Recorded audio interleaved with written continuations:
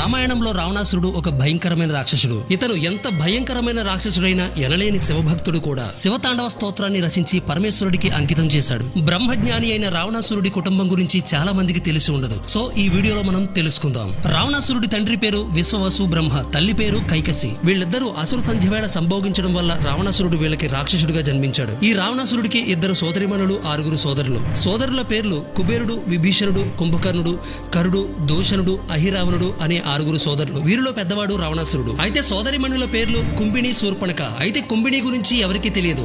ఇక శూర్పణఖ గురించి అందరికీ తెలిసిందే. ఈ రామరావణ యుద్ధం జరగడానికి కారణం ఈమె. ఇక ఈ రావణాసురుడి భార్య పేరు మండోదరి. ఈమె మహాపతివ్రత, యమధర్మరాజు కుమార్తె కూడా.